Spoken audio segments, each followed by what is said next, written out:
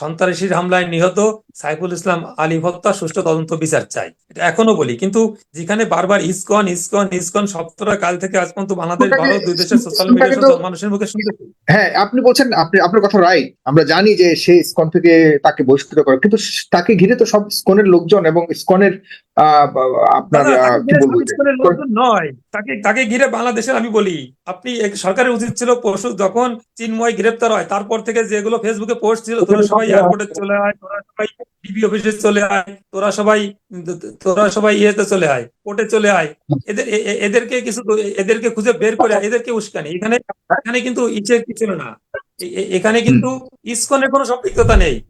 মানে পৃথিবীতে যত পাশাপাশি রাষ্ট্রগুলো আছে, ছোট বড় ধনী গরিব, সবসময় বড়টা ছোটকে ডমিনেট করার চেষ্টা করে, এটাই স্বাভাবিক। যেমন ইউক্রেন আর রাশিয়ার বিষয়টা এরকম দেখি, তা ভারতও আমাদের ডমিনেট করার চেষ্টা করবে, এটা খুব নর্মাল একটা বিষয়, এটা খুব বড় বিষয় না।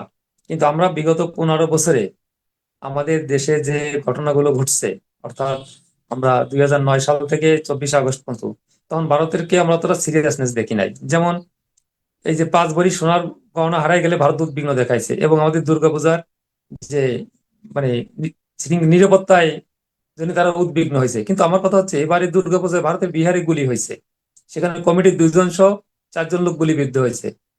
এই এবং পশ্চিমবাংলায় প্রায় 15টা ঘটনা ঘটছে, দুর্গাপূজায় আক্রমণের ঘটনা, আতঙ্কের ঘটনা। আমাদের পশ্চিমবাংলার ওই যে বিরোধী দলীয় নেতা শুভেন্দু অধিকারী, তিনি তার ফেসবুক পোস্টও করছেন। কিন্তু আমাদের উচিত ছিল বাংলাদেশ সরকারের ভারতের প্রতি উদ্বেগ জানানো, যে ভারতের সংখ্যালঘু, ভারতের ধর্মীয় জাতিগত যে বিষয়গুলো আছে, সেখানে সবার নিরাপত্তা সমান নাগরিক উদ্বেগ জানানো, প্রতিনিয়ত সেটা আমাদের সরকার প্রতিনিয়ত জানে। মসজিদ থেকে বের করে করে এনে মুসলিমদেরকে হত্যা করা হচ্ছে এবং ইয়ে করা হচ্ছে। আপনি একজন হিন্দু নেতা, আপনি অস্বীকার করার কোনো সুযোগ নেই। আমরা প্রতিনিয়ত দেখতে পাচ্ছি যে এই ধরনের ঘটনা ভারতের মাটিতে ঘটছে। বাংলাদেশ থেকে কখনো ওইরকম উদ্বেগ সরকারিভাবে কখনো উদ্বেগ জানানো হয়নি। এটাকে আমাদের দুর্বলতা ভাবছে ভারত? না, সরকারি ভাবে শোনেন, ভারত সরকারের ভিতরে কোনো এজেন্ডা থাকতে পারে, সেটা তো সম্পূর্ণ সরকারের বিষয়। কিন্তু এটা আমাদের কাছে একটা নগ্ন বিষয় মনে হচ্ছে, কারণ চিন্ময় কৃষ্ণকে 10ই আগস্টের আগে কেউ চিনতো না। এখন সেখানে তাকে ইসকনের নেতা বলা হচ্ছে।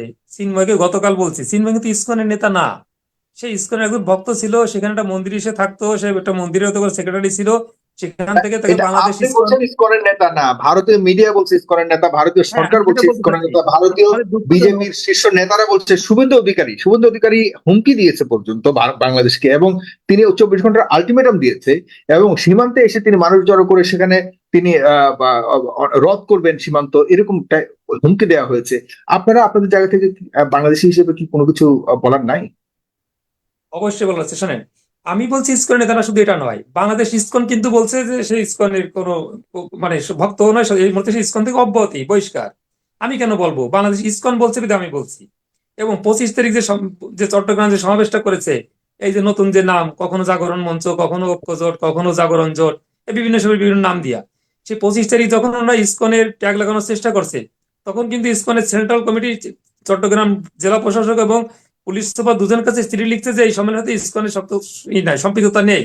তাহলে যেখানে বাংলাদেশ ইসকন বলছে, সেখানে ভারতের মিডিয়া এবং ভারত বলাটা আমাদের জন্য খুব দুঃখজনক। এক, আর শুভেন্দু অধিকারী যদি বলছেন যে অবরোধ করবে, এটা করবে, সেটা করবে, এটা কোনো কিছু দরকার নেই। শুভেন্দু অধিকারী কাছে করজোরে অনুরোধ করতেছি, 47-এ যখন পপুলেশন চেঞ্জের মাধ্যমে আমাদের দুই দেশ ভাগ হয়েছিল, ধর্মীয় ভিত্তিতে, তাই আমরা এখানে দিন শেষে, হ্যাঁ, উনি যেটা বলতেছেন ভালো নাই, তুলনামূলক যদি উনি মনে করে ভালো নাই, তাহলে উনি, ওনার কাছে অনুরোধ, 24 ঘন্টা না, ওনাকে 15 দিনের সময় দেওয়া হলো, উনি আমাদেরকে এক্সচেঞ্জ করুক। আমরা যারা বাংলাদেশে আছি, আমরা ওনার দেশে চলে যাই, ওনার দেশে যদি কেউ থাকতে না চায়, তারা বাংলাদেশে চলে যায়, এই দাবিটা ওনার কাছে। কিন্তু এই এই উনি অবরোধ টবরোধ এইগুলো আমাদের কাছে কোনো মানে আপনি পারস্পরিক বলতে বিরোধ চাচ্ছেন দেশে যে যেহেতু যায় না। উনি বাংলাদেশে থাকা হিন্দুদের প্রতি এত প্রাণ হ্যাঁ, পুড়ছে, দরদ, এত উনি আমাদেরকে মায়া নিয়ে তার, যান। তাহলে হিন্দুদেরকে তিনি যেন ভারতে নিয়ে যান, এরকম আপনি 15 দিনের সময় দিচ্ছেন তাকে। যখন ধর্মের ভিত্তিতে দেশভাগ হয়েছে, আমরা পলিটিক্যাল এক্সচেঞ্জ চাই, আমি এক্সচেঞ্জ চাই, যেমন আমি সাহস করে বলছি, অনেকে বলে না, কিন্তু আমি বললাম যে আমি এক্সচেঞ্জ চাই। অনেকেই বলবে, কিন্তু কেউ হচ্ছে কি, মুখ খুলতে চায় না হিন্দুরা, কিন্তু অনেকের মনে অনেক দুঃখ আছে। কিন্তু এটা আমি বললাম যে আমরা সেটা চাই।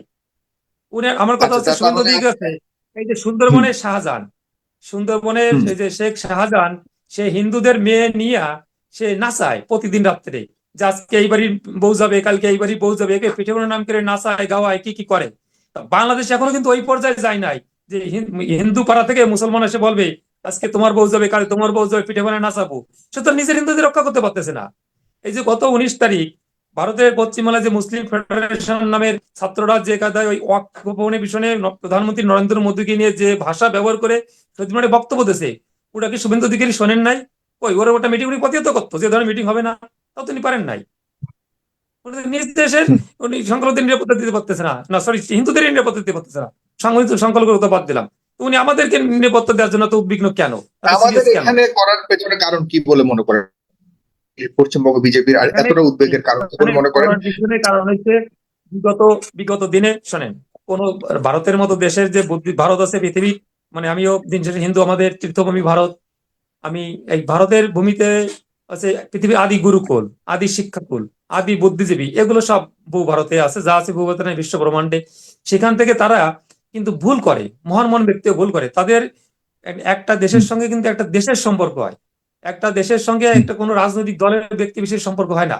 কিন্তু বিগত দিনে আমরা যেটা দেখতে পারছি, তারা, হ্যাঁ, বিশেষ কোন দলের প্রতি কোনো দেশের দুর্বলতা থাকতে পারে, কিন্তু তারা বাংলাদেশ আওয়ামী সরকারের প্রতি যে কথায় নগ্ন ভাবে ছিল তাদের সমর্থনটা, এইটাকে তারা ফেল করছে কেন একটু বলি।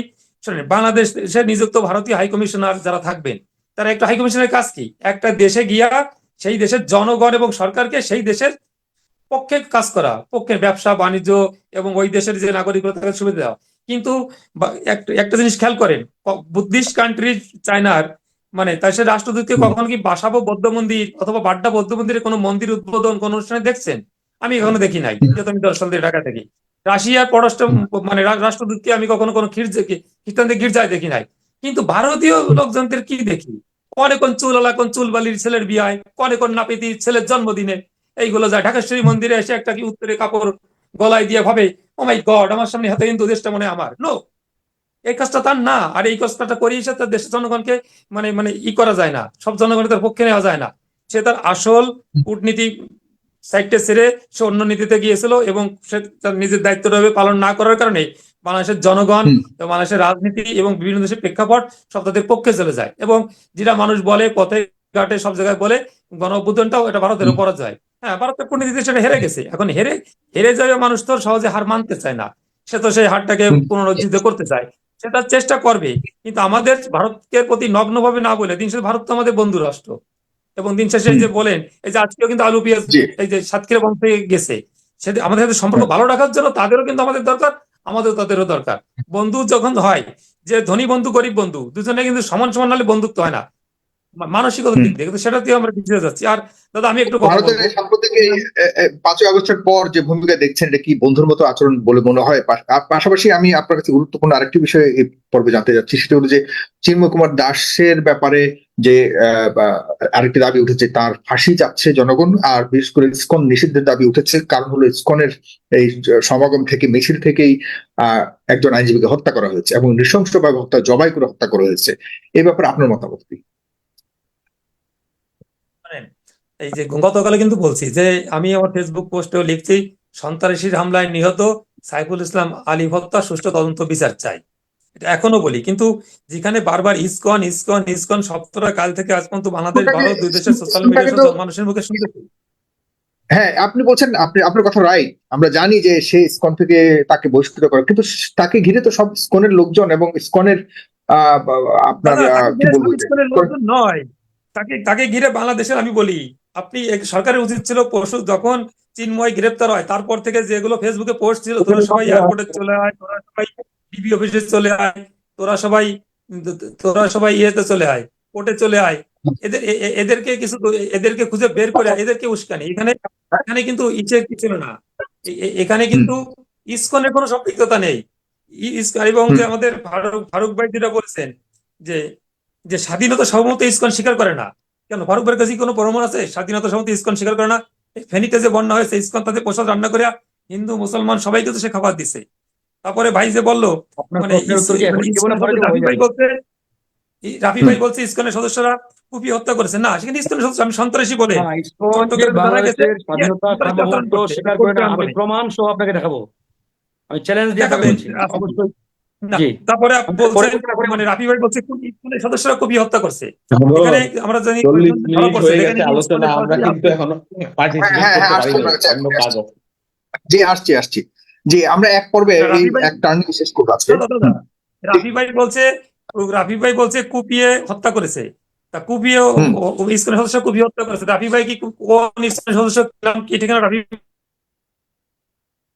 আবার ফারুক ভাই বলছে মালয়েশিয়া, তারপরে ইন্দোনেশিয়া, সিঙ্গাপুর, এখানে ইসকন নিষিদ্ধ। নো, আমি আমি গত মাসে 27 তারিখে আমি মালয়েশিয়াতে গেছি, আমি ইসকন মন্দিরে গেছি। এবং আমি অগাস্ট, সরি 1 সেপ্টেম্বর আমি ইয়েতে গেছি, সিঙ্গাপুরে গেছি, আমি ইসকন মন্দিরে গেছি, প্রসাদ পেয়েছি। সেখানে ইসকন নিষিদ্ধ না, কিন্তু এই ধরনের উদ্ভট তথ্য তাহলে তো দেওয়া যাবে না। তা- এখন তাহলে তাহলে তাহলে ইসকন চিন্ময় কুমার ইসকন দাসের নেতৃত্বে আমি যে বড় বলি, বড় বড় বড় আমার কয়েকটি সমাবেশ দাদা হয়েছে। আমাকে বলতে দিতে হবে। হুম। আচ্ছা, সমাবেশ হয়েছে, ইসকনের ব্যানারই হয়নি। ইসকনের যারা ইসকনের সমর্থন করে তারা কারা? যে ওনার ওনার সমাবেশ উনি না। যে আমার উনি যে দাদা, ওনার দাদা, কোনো একটা ছেলের হুম, জন্য আমার অপরাধে কি আমার বাবা দায়ী হবে? নো, কোন দায়ী হবে হুম, না। তাই বলে কি আমার বাবার সংসার আপনি বন্ধ করে দেবেন? হুম, ত্যায্য। হুম। ডেফিনেটলি আমি বুঝতে পেরেছি যে একজনের অন্যায়ের আপনি দায় যারা আপনি সামাজিক অন্যজনের উপর কর্মকাণ্ডে, দিতে পারেন। তো এই যে 8 হুম। দফা, এই 8 দফা কারা দিছে, কোথায় দিছে, কি দিছে, এদের উদ্দেশ্য কি? এরা এতদিন 15 বছর কোথায় ছিল? এদের 8 দফার যে বড় বড় মিটিং হয়, কে ফিনান্স করে, কে ইন্ধন দেয়, কে অর্থ দেয়, এদের কাছে যাকে জিজ্ঞেস করতে হবে।